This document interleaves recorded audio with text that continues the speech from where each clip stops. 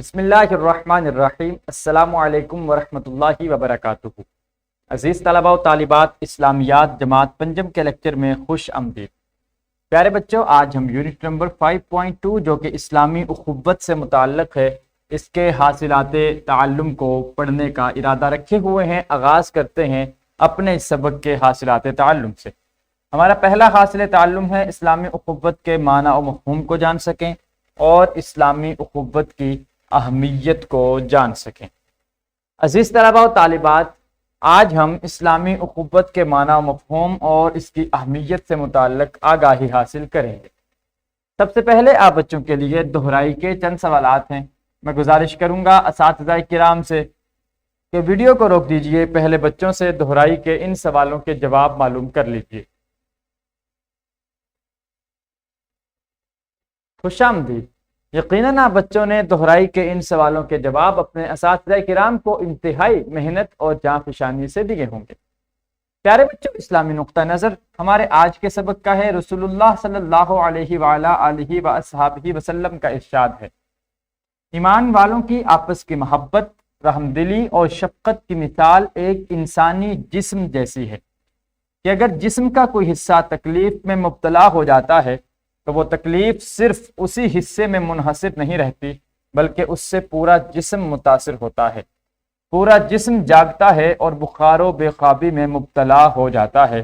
صحیح بخاری کی حدیث نمبر 6036 ہے، جس میں یہ حکم ارشاد فرمایا گیا اور جس میں مسلمانوں کو ایک انسانی جسم کی مانند قرار دیا گیا کہ اگر جسم کے کسی بھی حصے میں تکلیف ہو، پورے کا پورا جسم اس تکلیف کے اثرات کو اپنے اوپر محسوس کرتا ہے۔ اسی طرح سے مسلمانوں کی مثال ہے، دنیا میں کوئی بھی مسلمان کسی بھی خطے سے تعلق رکھنے والا اگر کسی مصیبت میں پریشانی میں مبتلا ہوتا ہے تو پوری دنیا کے مسلمان اس کی تکلیف کی وجہ سے تڑپ جاتے ہیں اور اس کی تکلیف کو محسوس کر سکتے ہیں۔ پیارے بچوں، اب آپ کے لیے ہیں قبل از پڑھائی کے چند سوالات۔ میں دوبارہ سے گزارش کروں گا اساتذہ کرام سے کہ ویڈیو کو روک دیجئے، پہلے بچوں سے قبل از پڑھائی کے ان سوالوں کے جواب معلوم کر لیجیے۔ خوش آمدید۔ یقیناً آپ بچوں نے قبل از پڑھائی کے ان سوالوں کے جواب انتہائی دلچسپی کا مظاہرہ کرتے ہوئے اپنے اساتذہ کرام کو دیے ہوں گے۔ پیارے بچوں، آئیے اب ہم اسلامی اخوت سے متعلق کچھ تعارفی کلمات سیکھ لیتے ہیں۔ اسلامی نظام میں اخوت ایک ایسا تعلق ہے جس سے تمام مسلمان آپس میں مضبوط ہو جاتے ہیں، خواہ ان کا تعلق کسی بھی علاقے سے ہو۔ اسلامی اخوت کی وجہ سے تمام مسلمان آپس میں مضبوط رشتے میں استوار ہو جاتے ہیں۔ اسلامی رشتہ اخوت کی بنیاد توحید و رسالت پر قائم ہے۔ قرآن کریم میں بھی اللہ تعالیٰ نے ارشاد فرمایا کہ تمام مومن آپس میں بھائی بھائی ہیں، انما المؤمنون اخوۃ۔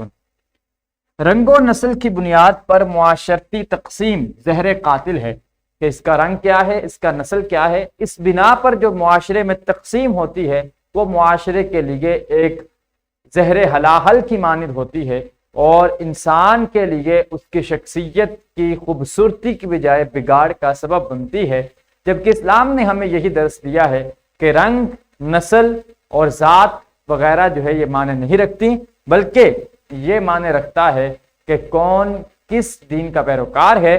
اگر کوئی مسلمان ہو، وہ کسی بھی رنگ نسل سے تعلق رکھنے والا ہو، وہ ہمارا بھائی ہے اور اس کا ہمارے ساتھ رشتہ مضبوط ہے۔ معاشرتی استحکام کے لیے اخوت کے رشتے کو استوار کرنے کی ضرورت ہے۔ نبی اکرم صلی اللہ علیہ وآلہ وصحبہ وسلم نے بھی مدینہ منورہ میں اسلامی ریاست کے قیام کے لیے اخوت اسلامی کی بنیادیں قائم فرمائیں، اور سب سے پہلا کام جو ریاست مدینہ میں کیا گیا وہ مسلمانوں کو اخوت کی لڑی میں پرونا ہی تھا۔ پیارے بچوں، آئیے اب ہم کتاب کی جانب بڑھتے ہیں اور کتاب سے اخوت کا معنی، مفہوم اور اہمیت وغیرہ جاننے کی کوشش کرتے ہیں۔ تو میں گزارش کروں گا اساتذہ کرام سے کہ ویڈیو کو روک دیجئے، پہلے بچوں سے کمرہ جماعت میں کتاب کے ان اقتباسات کی درست تلفظ اور روانی کا خیال رکھتے ہوئے بلند آواز میں خوانی کا اہتمام کروا لیجیے۔ خوش آمدید۔ یقیناً آپ بچوں نے کتاب کے اس اقتباس کی بدولت اخوت کا معنی، مفہوم، اہمیت اور اخوت سے متعلق نبی اکرم صلی اللہ علیہ وآلہ واصحابہ وسلم کے اسوہ حسنہ اور صحابہ کرام کی زندگیوں سے بھی اخوت کی مثالوں کو سمجھا اور جانا ہوگا۔ عزیز طلباء و طالبات، اب آپ کے لیے ہے سرگرمی کہ ریاست مدینہ کے استحکام میں مواخات مدینہ کی کیا حیثیت تھی۔ آپس میں گفتگو کریں اور کمرہ جماعت میں اخوت اسلامی کا عملی مظاہرہ پیش کریں۔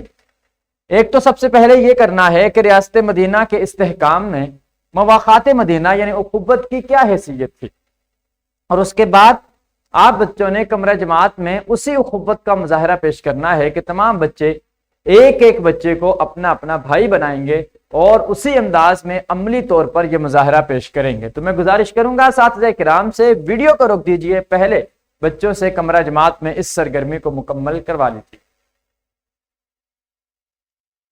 خوش آمدید۔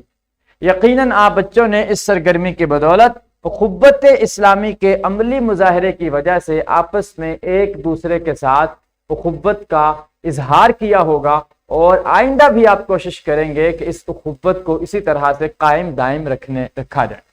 اب آپ بچوں کے لیے ہے گھر کا کام کہ والدین کی مدد سے دو قومی نظریہ کی روشنی میں اخوت کے پس منظر کو سمجھیں اور اہم نکات تحریر کریں۔ یاد رکھیں، دنیا کے کسی بھی کونے میں کوئی بھی مسلمان کلمہ گو رہنے والے ہوں، ان سب کے ساتھ ہمارا جو رشتہ ہے وہ توحید اور رسالت کی بنیاد پر قائم ہے۔ کوئی بھی اللہ کی وحدانیت کا اقرار کرنے والا ہو، نبی اکرم صلی اللہ علیہ وآلہ وصحبہ وسلم کو آخری نبی تسلیم کرنے والا ہو، وہ ہمارا اسلامی یا دینی بھائی ہے۔ تو اسی طرح سے جو دو قومی نظریہ ہے اس کی بنیاد بھی اسی بات پر رکھی گئی تھی کہ ہمارا دین اور جو ہمارے ساتھ رہنے والے دیگر لوگ تھے ان کا دین جداگانہ تھا، ان کا دین الگ تھا، ان کا مذہب الگ تھا۔ تو یہی وجہ ہے کہ دو قومی نظریات جو ہے اس کے پس منظر میں بھی وہی اخوت والی چیز نظر آتی ہے کہ ہم اس قوم کے ساتھ زندگی بسر کر سکتے ہیں، ان کے ساتھ زندگی بسر کرنا زیادہ آسان ہوتا ہے کہ جن کا مذہب ہمارے مذہب جیسا ہو، یا جو اللہ کی وحدانیت کا اور نبی اکرم صلی اللہ علیہ وآلہ وصحبہ وسلم کے خاتم النبیین ہونے کا اعلان کرتے ہوں۔ اس قوم کے ساتھ زندگی گزارنا ہمارے لیے خوشی کا، مسرت کا باعث ہوتا ہے، بجائے اس کے کہ کسی دوسری قوم کے ساتھ۔ تو آپ بچوں نے اسی انداز میں گھر سے والدین کے ساتھ گفتگو کرنی ہے اور اہم نکات کو تحریر بھی کرنا ہے۔ پیارے بچوں، آئیے اب ہم سبق کا اعادہ کر لیتے ہیں۔ آج ہم نے پڑھا اخوت سے مراد بھائی چارہ ہے۔ اسلامی اخوت کی روح سے تمام مسلمان آپس میں بھائی بھائی ہیں۔ رسول اللہ صلی اللہ علیہ وآلہ وصحبہ وسلم نے بھی انصار و مہاجرین کو رشتہ مواخات کے تحت بھائی بھائی بنا دیا۔ اسلامی اخوت کا سب سے اہم تقاضا یہ ہے کہ ایک مسلمان دوسرے مسلمان بھائی کی تکلیف کو دور کرے اور اس کی پردہ پوشی کرے۔ پیارے بچوں، آج ہم نے اخوت کے معنی و مفہوم اور اس کی اہمیت سے متعلق آگاہی حاصل کی۔ کل ہم اخوت کے فوائد سے متعلق واقفیت حاصل کریں گے انشاءاللہ تعالی عز و جل۔ ویڈیو لیکچر کی ڈسکرپشن میں آپ دیکھ سکتے ہیں لیکچر کی پی پی ٹی، حاصلات تعلم کے مطابق لیسن پلان اور ورک شیٹ۔ ان تینوں چیزوں کو ڈاؤن لوڈ کر کے ان کی رہنمائی میں اور ہمارے اس ویڈیو لیکچر کی رہنمائی میں یقیناً آپ اپنے سبق کو انتہائی احسن انداز میں تیار کر سکیں گے۔ اس کے ساتھ ہی مجھے اجازت دیجیے، ملاقات ہوگی کل کے لیکچر کے ساتھ۔ اللہ کریم ہم سب کا حامی و ناصر ہو۔ اللہ حافظ۔